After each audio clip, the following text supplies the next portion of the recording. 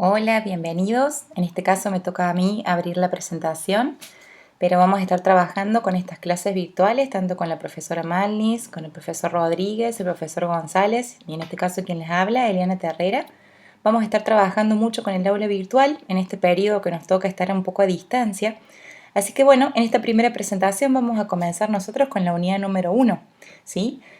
Nosotros vamos a ir intercalando con los profesores algunas conferencias, algunas actividades para que ustedes puedan ir tomando los contenidos que íbamos a dar exactamente durante el transcurso de la materia.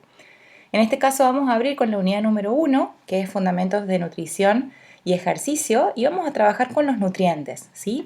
Esencialmente nosotros vamos a abrir hoy con la clase de nutrientes referido a hidratos de carbono. Fíjense que aquí en la pantalla inicial lo que he hecho fue poner distintos tipos de alimentos en los cuales nosotros podemos encontrar hidratos de carbono. A veces uno piensa solamente que los hidratos de carbono tienen que ver con comer pan o con comer una factura o un criollo o quizás arroz o papas y nada más. Sin embargo, podemos ver aquí distintos hidratos de carbono. Ya vamos a ver la clasificación que podemos encontrar en diferentes alimentos. Siempre tienen que tener en cuenta que por más que nosotros veamos hoy hidratos de carbono, luego vean la clase de lípidos y la clase de proteínas, generalmente en un alimento tenemos diferentes nutrientes que los constituyen. Es decir, si yo veo un vaso de leche, no es que solamente ahí voy a tener a lo mejor proteínas, sino que también voy a tener hidratos de carbono y voy a tener lípidos, ¿sí? Entonces cada alimento va a tener una determinada composición de esos nutrientes. Entonces podré encontrar hidratos de carbono en un alfajor, en el azúcar de mesa que usamos, en una gaseosa cola, ¿sí? Pero así también lo podré encontrar en diferentes verduras y frutas. La diferencia va a ser en qué tipo de hidrato de carbono yo voy a estar consumiendo.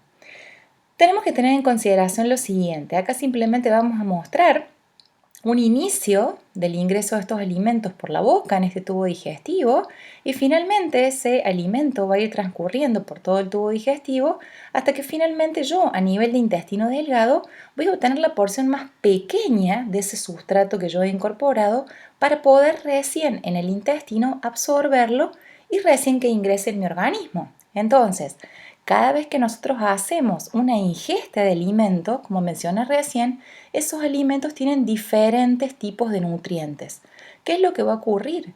A través del proceso de la digestión, lo que va a hacer ese proceso digestivo por acción de ciertas enzimas, vamos a tener en cuenta que las enzimas, ¿qué son? Son aceleradores biológicos de una reacción química, ¿vale? Es decir, de un alimento mucho más complejo que yo voy a ingerir, voy a obtener la estructura más simple para que esa estructura más simple pueda ser absorbida, ¿sí? Entonces, por ejemplo, si yo incorporo, acá les puse un asterisco, diferentes tipos de nutrientes en un alimento, que pueden ser macronutrientes o micronutrientes, por ejemplo, macronutrientes le vamos a llamar a los hidratos de carbono, los lípidos y las proteínas, y los micronutrientes a las vitaminas y a los minerales.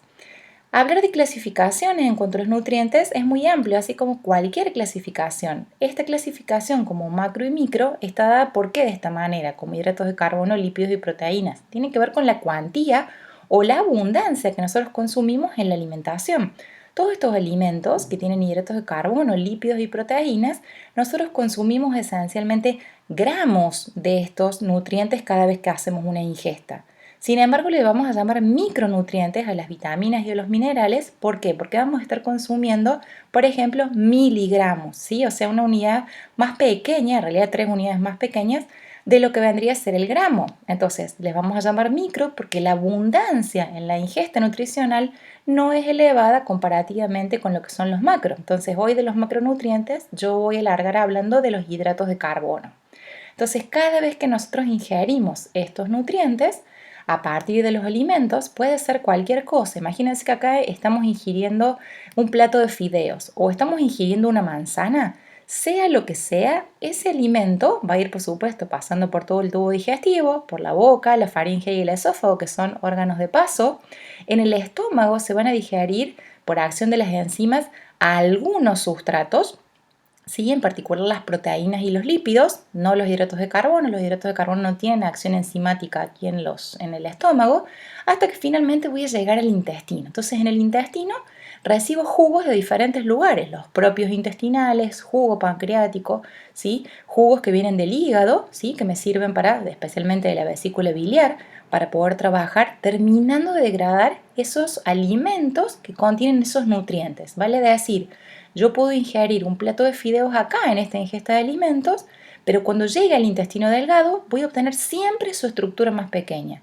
Así como que me como una manzana, siempre voy a obtener aquí abajo una estructura más pequeña. ¿Para qué? Para que una vez que obtengo esa estructura más pequeña pueda ser absorbida y pase la circulación sanguínea, es decir, pase por las vellosidades intestinales, se absorba y luego de ahí aparezca por la sangre. Y bueno, vamos a ver después de cada nutriente hacia dónde van a ir cada uno de esos nutrientes que han constituido el alimento. ¿Qué va a pasar con toda la otra parte sólida? Pues entonces, ya en el delgado he terminado de digerir y absorber todo lo que me hace falta, lo más pequeñito, ¿sí? Y en el intestino grueso, finalmente lo que vamos a hacer es, con todo el residuo sólido que hemos consumido de esos alimentos, excretarlo a través de las heces o materia fecal, ¿sí? Perfecto. Vamos a ir a la siguiente diapo y acá esto nos va a servir para organizarnos, esta clasificación de acuerdo a la función de los nutrientes, nos va a servir para acordarnos qué cosas cuando nosotros la ingerimos en la dieta nos dan energía o no, ¿sí? Entonces, una forma de clasificar los nutrientes de acuerdo a su función, no a su cuantía o abundancia como les mencioné antes, como macro y micronutrientes, son nutrientes energéticos. Es decir, acá vamos a hablar de tres categorías. ¿Quiénes son nutrientes energéticos? Es decir, ¿quiénes son nutrientes que a mí me aportan energía? ¿Qué quiere decir esto? Los hidratos de carbono, los lípidos y las proteínas, que ya en la otra clasificación dijimos que eran macronutrientes porque los consumimos en cuantía importantes, en gramos, ¿sí? En esa alimentación. La característica que tienen estos nutrientes energéticos, como la palabra lo dice, es que aportan energía. ¿Qué quiere decir esto? Me aportan kilocalorías. Entonces, si yo consumo un hidrato de carbono, voy a estar obteniendo energía, una X cantidad de kilocalorías, ya lo vamos a ver hoy, pero en general los hidratos de carbono me aportan aproximadamente 4 kilocalorías por gramo que yo consumo. Los lípidos me aportan más del doble, ¿sí? Alrededor de 9 kilocalorías por gramo cuando yo los consumo. Y las proteínas me aportan prácticamente similar a los hidratos de carbono, 4 kilocalorías por gramo. O sea que depende del alimento que yo consuma, mientras más porcentaje de hidratos de carbono tenga, o de lípidos o de proteínas, pues entonces eso me va a aportar más o menos energía dependiendo la cantidad de gramos que yo tenga de ese nutriente, ¿sí? Entonces le llamamos nutrientes energéticos porque cada vez que yo los consumo en la dieta me van a aportar energía o kilocalorías. ¿Qué ocurre con otros nutrientes que ya no tienen la función energética, ¿sí? Sino que tienen una función reguladora? ¿Qué quiere decir esto? Son nutrientes que no me aportan energía en kilocalorías.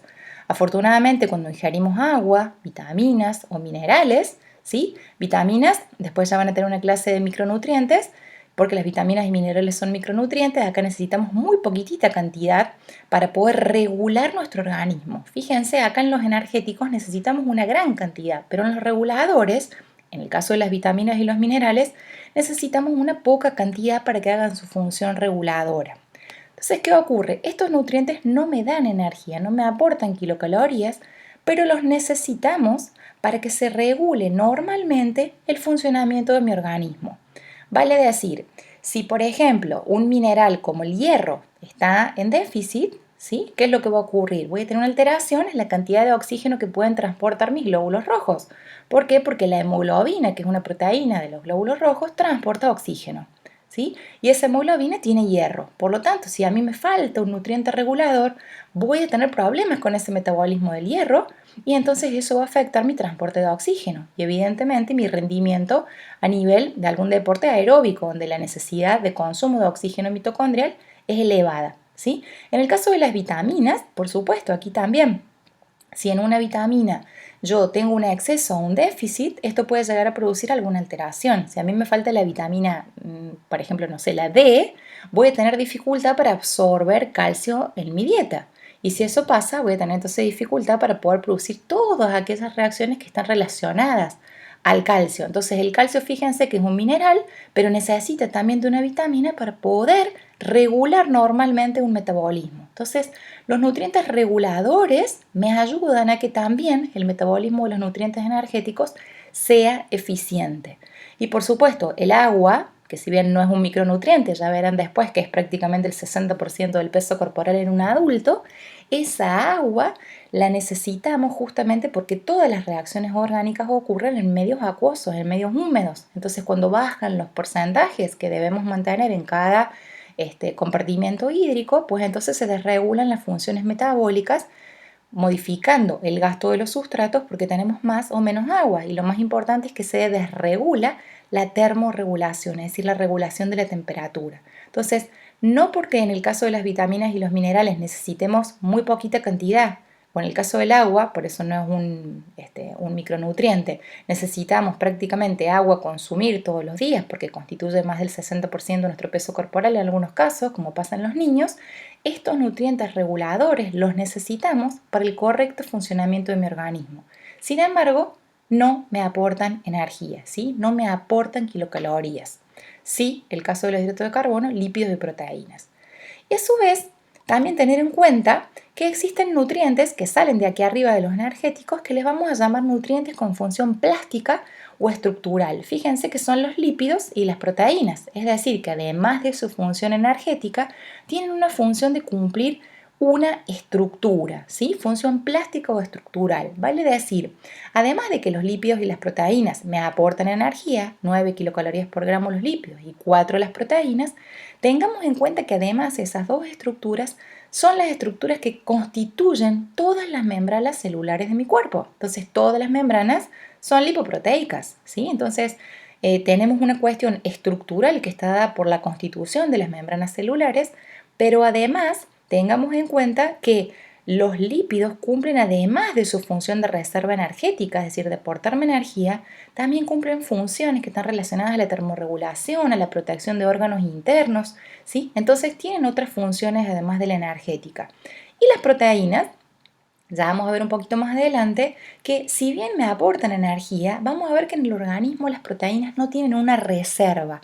Como no tenemos una reserva, un almacenaje de proteínas, sino que la estamos utilizando con una función en mi organismo, cumplen una función estructural, es decir, no solamente van a formar parte de las membranas celulares, sino que también van a constituir estructuras, por ejemplo, en el tejido muscular, proteínas contráctiles, proteínas reguladoras, ¿sí? A nivel óseo, forman parte del tejido conectivo, de sostén. Entonces, si yo quisiera utilizar una proteína energéticamente, no tengo un lugar como ir al tejido adiposo o como ir al hígado y al músculo para sacar nutrientes, sino que tendría que romper o degradar un tejido. Por lo tanto, las proteínas, el organismo, vamos a ver que fisiológicamente tiende siempre a estar utilizándolas como una función estructural para fabricar proteínas para transportar, proteínas que pueden ser hormonas, con la hemoglobina, por ejemplo, que les dije recién, proteínas de transporte, proteínas en el músculo, proteínas en el hueso. Entonces nos van a servir con esa función plástica o estructural. Por supuesto, ya sabemos que aportan energía,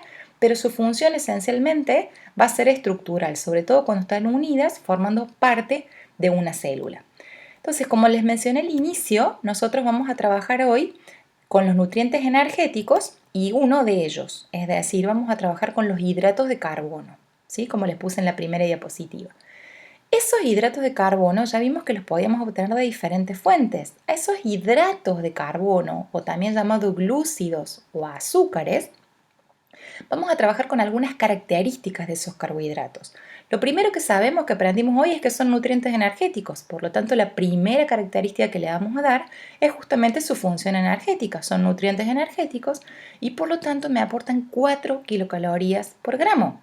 No importa que yo me coma una manzana, me tome un vaso de Coca-Cola o me coma un plato de fideos.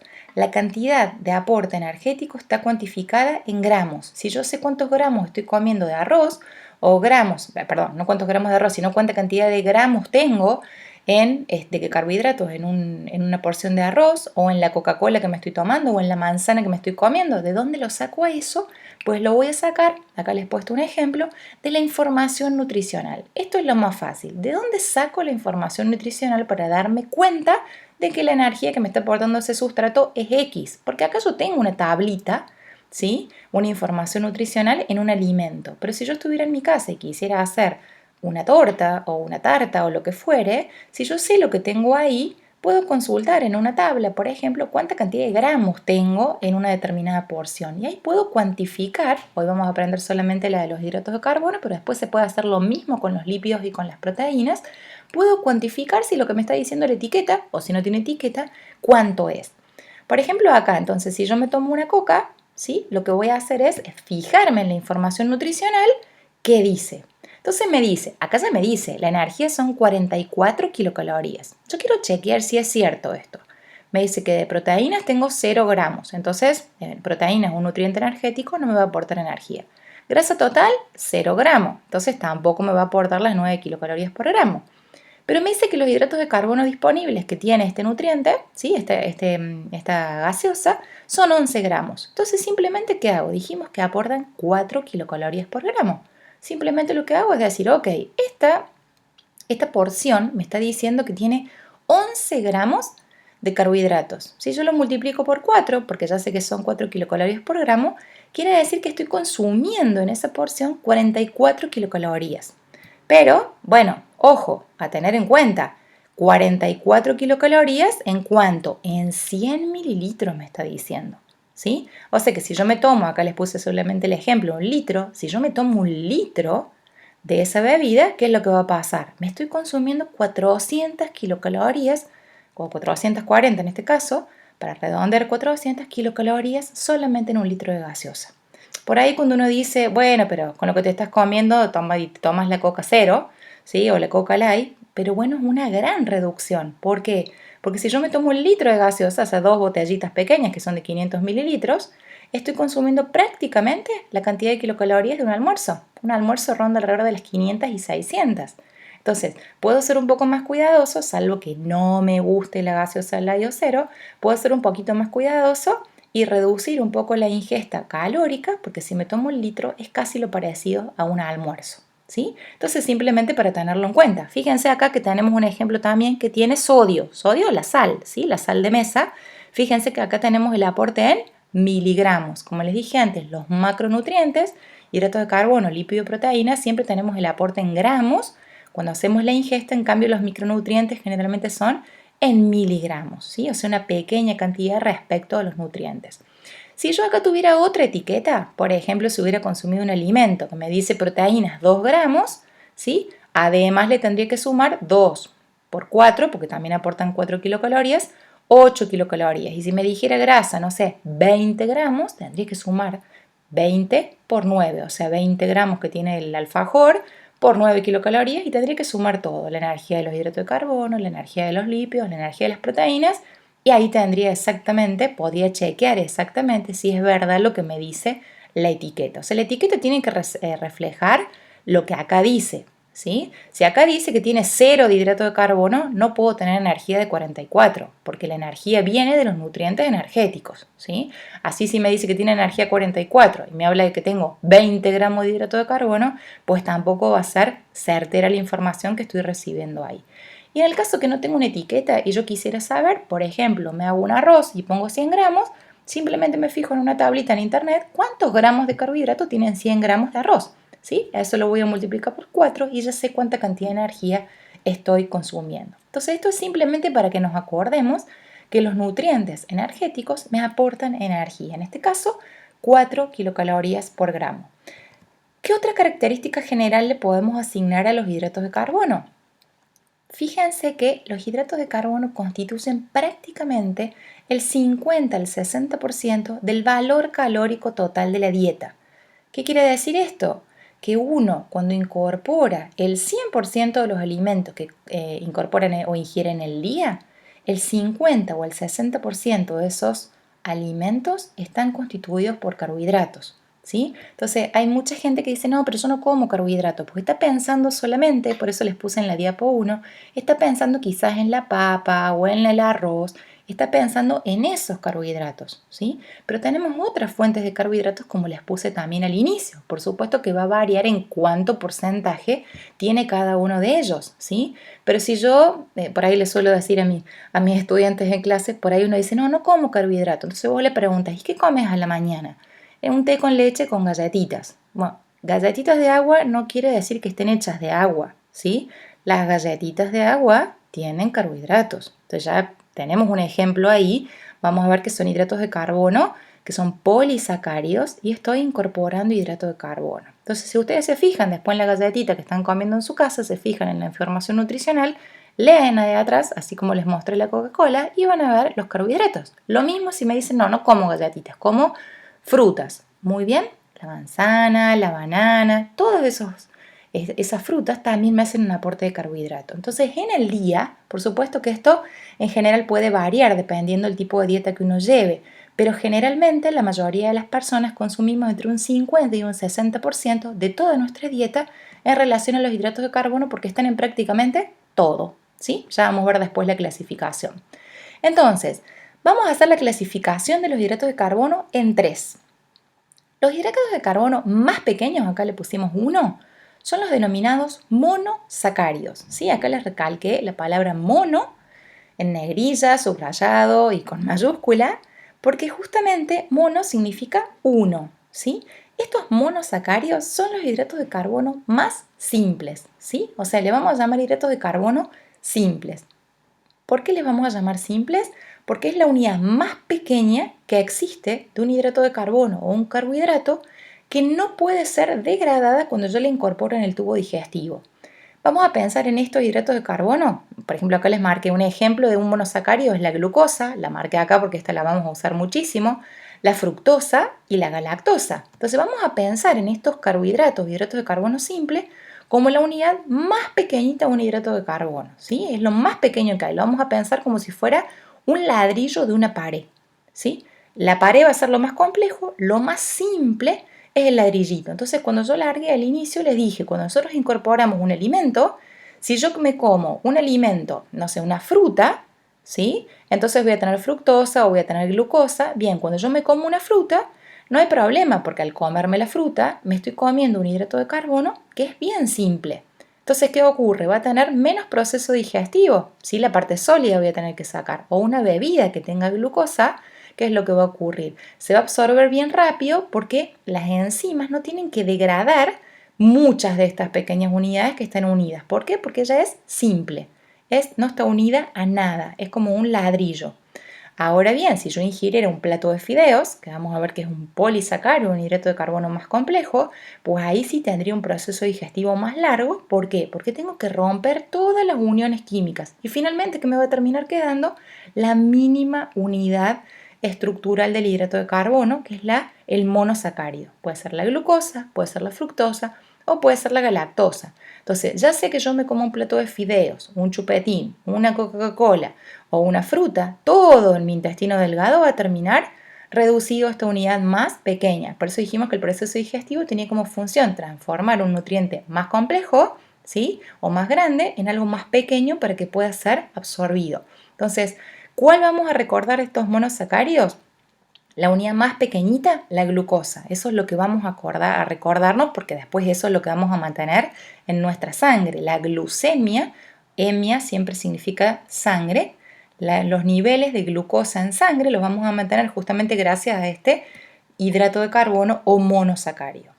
Ahora, ¿qué pasa? En los alimentos generalmente no consumimos este tipo de monosacáridos, ¿sí? O los podemos consumir, no hay problema, pero si me refiero si consumo un plato de fideos o arroz, etcétera, ¿sí? Estamos consumiendo otro tipo de hidrato de carbono que es un poquitito más complejo en cuanto a la cantidad de monosacáridos que tenga. Entonces ahí entramos, ¿sí? A la clasificación de oligosacáridos. Oligo significa algunos, ¿sí? Entonces son algunos monosacáridos que están unidos. ¿Cuántos? Aproximadamente es la unión de 2 a 10 monosacáridos. O sea, uno solito es la glucosa, la fructosa, la galactosa, ¿sí? Pero cuando ya tengo 2, 3, 4, 5, 6, 7, 8, 9, 10 monosacáridos que están unidos, se va a llamar un oligosacárido. Vale decir que si yo tengo 2 unidos, ¿sí? Por ejemplo, acá tengo una glucosa y otra glucosa unida, sería como tener 2 ladrillos unidos.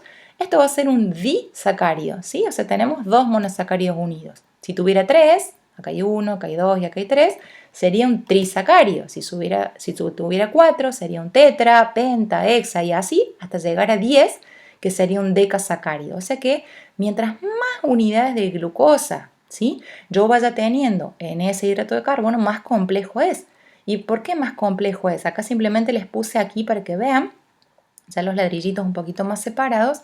¿Para qué? Porque en el proceso digestivo lo que van haciendo las enzimas es romper estas uniones químicas que tienen los hidratos de carbono, ¿sí? Los hidratos de carbono, los lípidos y las proteínas. Cualquier nutriente que yo ingrese en mi organismo que tenga que romper para transformarlo en algo más simple, o sea, de más complejo a más simple, lo que hacen las enzimas digestivas es romper esas uniones químicas, ¿sí? Entonces, acá les puse un ejemplo, por ejemplo, les marqué acá en negrilla, dentro de los disacáridos, ¿sí? Tenemos los que ya conocemos, estos son los más comunes para nosotros. Tenemos a la sacarosa, ¿sí? Y tenemos a la lactosa, por ejemplo. La sacarosa, ¿qué es? Lo consumimos todos los días, es el azúcar de mesa, o sea, todos los días estamos consumiendo un disacárido, ¿sí? Esa sacarosa se vendría a ser la unión de dos monosacáridos. También la lactosa o el azúcar de la leche. Como les puse al inicio en la diapositiva, si yo veo un vaso de leche, puedo pensar que solamente me está aportando proteínas o calcio, ¿sí? Magnesio, etcétera, pero no, también me está aportando hidratos de carbono. Fíjense en la heladera de ustedes, ¿sí? Si tienen leche en polvo, se fijan en la información nutricional y ahí van a encontrar también que tiene hidratos de carbono y por lo tanto me está aportando energía. Entonces, nosotros consumiendo también azúcar o en el caso de la lactosa, estamos incorporando también hidratos de carbono a nuestra dieta a partir de los lácteos. Entonces, ¿qué dijimos recién? Que los oligosacáridos, o ya vamos a ver después los polisacáridos, como son la unión, en este caso, de 2 a 10 monosacáridos, ¿qué es lo que ocurre? ¿Qué hacen las enzimas? Rompen estas uniones. Y seguramente que acá yo lo marqué a la lactosa, a lo mejor conocen a alguien que sea, por ejemplo, intolerante a la lactosa. ¿Qué es intolerante? Intolerante a un disacárido, en este caso la lactosa. ¿Qué es lo que ocurre? Puede incorporar productos lácteos y cuando los incorpora en el proceso digestivo, al pasar por el intestino, ¿qué es lo que empieza a ocurrir? No tiene la enzima necesaria para romper la unión química, ¿sí? Entonces, yo tengo en la lactosa dos monosacáridos unidos por una unión química. Lo que tiene que hacer la enzima en el proceso digestivo es romper esa unión química para que me quede lo más pequeñito, para que me quede la glucosa. Pero lo que ocurre es que las personas que son intolerantes a la lactosa, esto solamente se los menciono a modo de ejemplo, lo que sucede es que estas personas no tienen la enzima necesaria que se llama lactasa. Entonces, todas las terminaciones en asa significan enzima. Entonces, al no tener la lactasa, no dispone de la enzima necesaria para poder romper la lactosa y obtener la glucosa. Entonces, ¿qué ocurre? Toda la lactosa que no se puede digerir aquí en el intestino delgado, bueno, va a pasar al grueso y finalmente va a terminar yéndose por las heces. Pero ¿qué ocurre? Como no se puede digerir, todas las bacterias intestinales también van a intentar atacar y fermentar a esa lactosa y lo que ocurre, bueno, es una sensación de gas, de abdomen hinchado, etcétera. ¿Por qué? Porque el organismo está intentando degradar este sustrato y no lo puede hacer porque carece de la enzima necesaria. Entonces, en estas personas se restringe la ingesta de productos lácteos debido a que no tiene la enzima. Hoy con todos los avances tecnológicos que hay ya se pueden utilizar enzimas digestivas, se las puede comprar a las enzimas digestivas, entonces si la persona necesita o quiere comer algún alimento lácteo, puede utilizar enzimas sintéticas y favorecer mejor el proceso digestivo. ¿Para qué? Para poder justamente degradar ese sustrato y que se pueda absorber. Entonces, en el caso solamente esto de las personas que sean intolerantes, sino cualquiera de nosotros que no es intolerante puede tranquilamente consumir lactosa y las enzimas digestivas, las lactasas, la van a degradar y voy a obtener el producto más simple. O sea, ¿qué son los disacáridos o los tri, los tetra, los penta, los deca? Unión de 2 a 10 monosacáridos. ¿Qué van a hacer las enzimas? Ir rompiendo las uniones y dijimos, ¿para qué? Para obtener los productos más simples, es decir, para obtener todas las unidades de glucosa aquí en el intestino delgado para que yo después lo pueda absorber y utilizar en el organismo. Ahora, ¿puedo utilizar algún hidrato de carbono en la ingesta más complejo? Sí, esta es la tercera y última clasificación o parte de la clasificación de los hidratos de carbono según su complejidad. Son los poli significa muchos, polisacáridos, ¿sí? En este caso fíjense que es la unión de más de 10 monosacáridos, o sea, de 2 a 10 eran los oligo, más de 10, o sea, 11, 12, 13, 14, así en adelante, se van a llamar polisacáridos. Y vamos a imaginarnos como la glucosa, por ejemplo, era un monosacárido y era uno solo, los disacáridos, etcétera, etcétera, y eran uniones largas, largas, largas, hasta 10, pero lo que ocurre con los polisacáridos es que tienen una característica, se unen más de 10, pero no solamente se unen de manera lineal, por eso hacemos esta pared, sino que además de unirse de manera lineal, ¿sí? También emiten ramificaciones hacia abajo y hacia arriba para unirse y generar una red de hidratos de carbono. Entonces, por eso nos imaginamos que el polisacárido o es un hidrato de carbono muy complejo, como por ejemplo el glucógeno, el almidón y la celulosa. O sea, es prácticamente una pared, y me estoy refiriendo a que no es que tenemos glucógeno, por ejemplo, que es la reserva que tenemos nosotros en el organismo de hidratos de carbono. Cuando hablamos de glucógeno, no es que tenemos 15 hidratos de carbono. El glucógeno es una red muy ramificada de hidratos de carbono y estamos hablando de 2.000, 3.000, 4.000, 5.000 glucosas unidas entre sí. ¿Se comprende? Entonces acá, por ejemplo, les voy a mostrar, tenemos distintos tipos de polisacáridos. ¿Qué es lo que nosotros podemos consumir en la dieta? O sea, acá yo mencioné tres: el glucógeno, el almidón y la celulosa, ¿sí? El glucógeno, fíjense, acá les muestro una forma esquemática de cómo estaría ramificado esas glucosas, ¿sí? Porque además de unirse linealmente y emiten ramificaciones, se empiezan a enrollar, forman como una hélice, ¿sí? Entonces, esto sería una estructura de cómo está el glucógeno almacenado, ya vamos a ver en la otra diapo, en nuestro hígado y en nuestro músculo. ¿El glucógeno qué es? Ya lo sabemos, ahora es un polisacárido.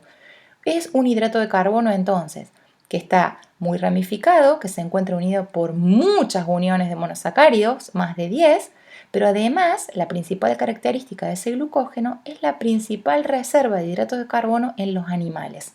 O sea, mi hígado, mi músculo, el hígado de la vaca, el músculo de la vaca, etcétera, donde almacenan glucógeno los animales, lo almacenamos en el hígado y en el músculo en forma de glucógeno. O sea, el glucógeno es la forma de reserva de un hidrato de carbono en el reino animal. El almidón es diferente. El almidón es una forma también de reserva de los hidratos de carbono, pero ¿en dónde? En los vegetales, en los cereales.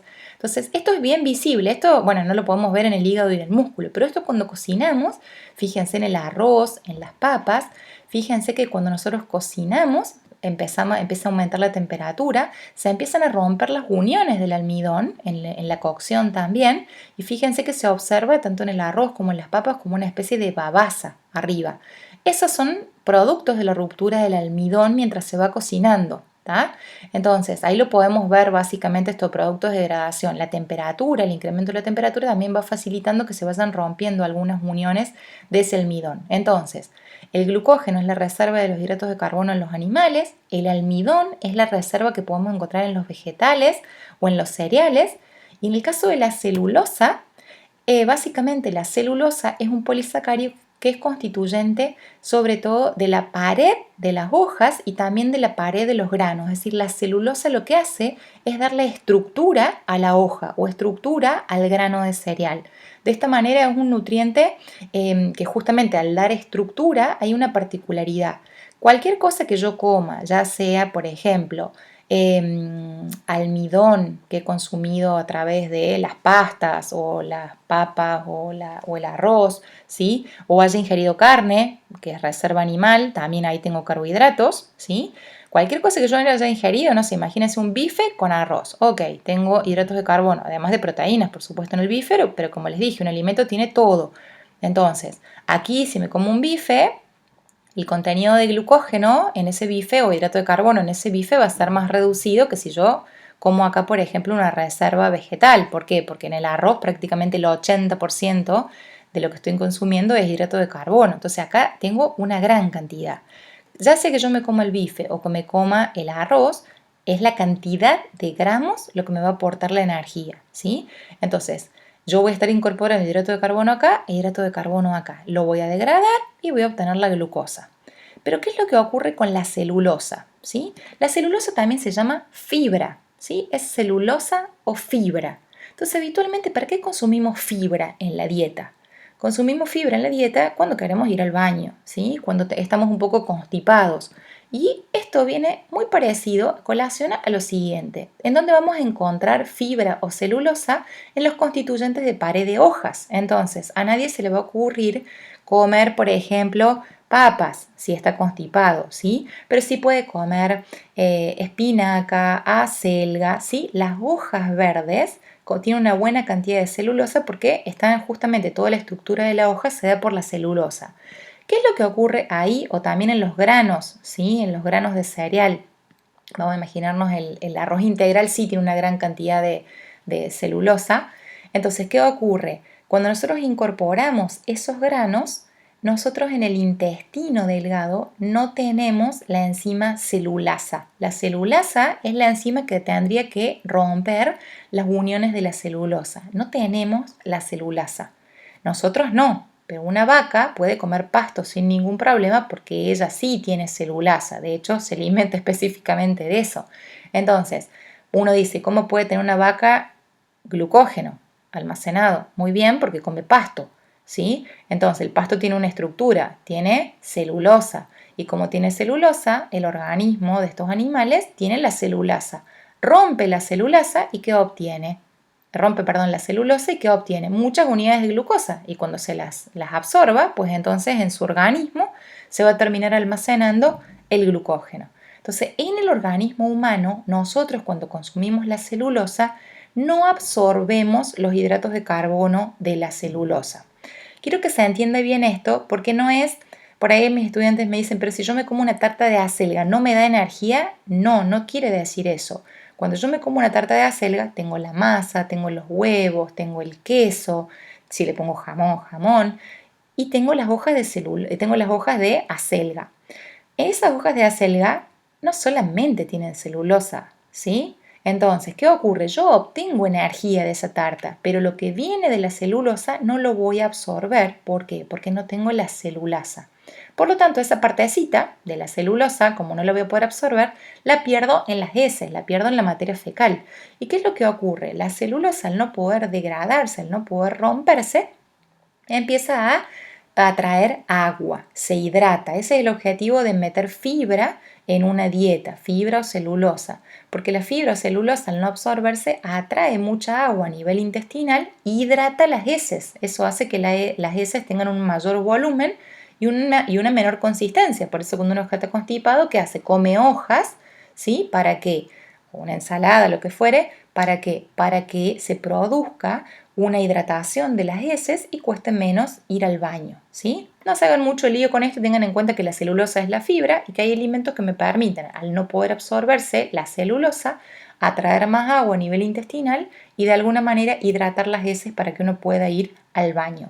Pero ya sea que yo consuma un monosacárido, un oligosacárido o un polisacárido, todos me aportan 4 kilocalorías por gramo, ¿sí? Todos me aportan 4 kilocalorías por gramo. La diferencia va a estar en qué alimento estoy consumiendo y cuánta cantidad de hidratos de carbono está teniendo ese alimento.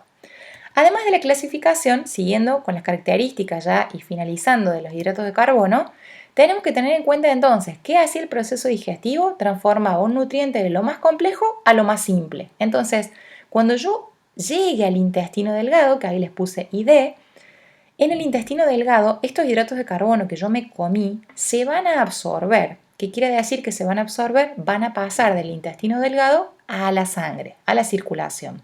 ¿Y cómo van a pasar? Como la unidad más pequeña, o sea que se van a absorber en el intestino delgado y van a circular por sangre como glucosa. Es decir, de los hidratos de carbono que nosotros incorporamos, cualquiera sea que yo haya incorporado, mono, óligo o poli, todos en el intestino delgado van a terminar como mono, porque de ahí, para pasar la barrera que es el intestino, tengo que tener lo más pequeño, lo más simple, ¿sí? Además ya vimos que el polisacárido, ¿qué ocurría? Es como una pared, entonces no puedo absorber o tener en sangre circulando una pared de 2.000, 3.000 o 5.000 glucosas, necesito que circule por sangre lo más pequeño. Entonces así se absorben, como lo más chiquitito, pero ¿cómo se almacenan?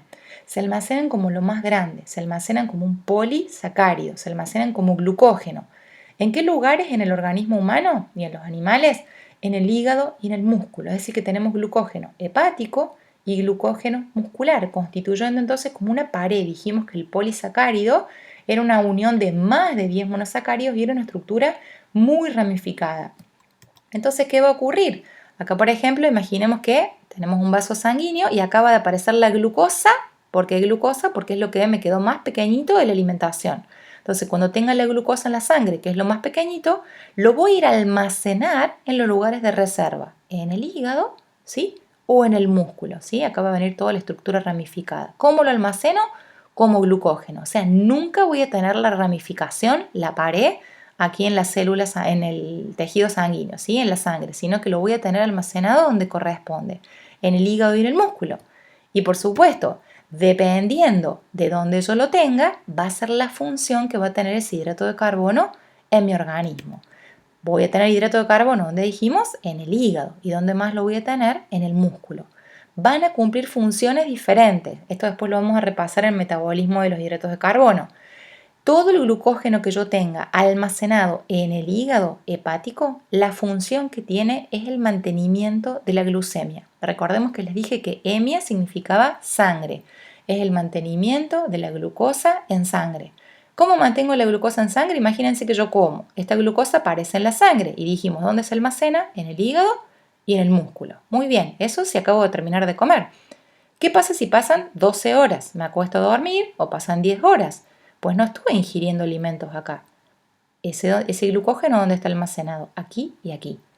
El único que puede ceder glucosa desde el hígado a la sangre nuevamente, esta flechita que estamos viendo acá, del hígado a la sangre, es justamente el hígado, el glucógeno hepático. Si a mí, por ejemplo, comí a las 10 de la noche y son las 3 de la mañana o 4 de la mañana, tengo mi nivel de glucemia normal. ¿Por qué lo tengo normal si no estoy ingiriendo nada? Lo tengo normal porque justamente el hígado, la función que tiene es mantener la glucemia y por lo tanto, ¿qué va haciendo? Va rompiendo los enlaces, ya lo veremos en metabolismo, los enlaces que son la unión, o sea, los polisacáridos son la unión de más de 10 monosacáridos. Entonces, ¿qué va a ir pasando? Se van a ir rompiendo los enlaces y voy a ir cediendo glucosa a la sangre. Y de esa manera voy a poder mantener la glucemia. Ahora, si ustedes se fijan acá, la función del glucógeno muscular no tiene que ver con el mantenimiento de la glucemia. Fíjense que no hay flecha de reversa, ¿sí? La función que tiene el glucógeno que se almacena en el músculo es aportarme energía para la contracción muscular, ¿sí? Ya después lo revisaremos más en la parte de metabolismo de los hidratos de carbono. Es muy importante que en estas clases que vamos a grabar con los profes, esta de hidratos de carbono, luego de lípidos y luego de proteínas, vayan siguiendo secuencialmente la estructura y la clasificación de los nutrientes. ¿Por qué? Porque en metabolismo ya vamos a empezar a hablar directamente cuando yo ya tengo esto en la sangre, cuando yo tengo un hidrato de carbono, es decir, cuando tengo un monosacárido, cuando tengo un aminoácido, cuando tengo un lípido aquí en la sangre y qué es lo que va a pasar en mi organismo. Por lo tanto, los invito a que vayan tomando nota, después haremos actividades también, que vayan tomando nota de los audios y que por supuesto complementen con la literatura, con los libros que les vamos a dejar, que son los libros que utilizamos en la asignatura, ¿sí? Les vamos a dejar ahí para que los puedan chequear si les hace falta ahondar en contenidos, pero vayan tomando nota de las presentaciones y bueno, nos estamos encontrando en la próxima entonces para realizar el próximo macronutrientes que va a ser lípidos, ¿sí? Les envío un saludo grande y bueno, un saludo codo a codo en estos casos de COVID-19 y nos estamos encontrando en la próxima presentación. Que tengan una buena semana y que disfruten la presentación y las actividades que hagamos a partir de allí.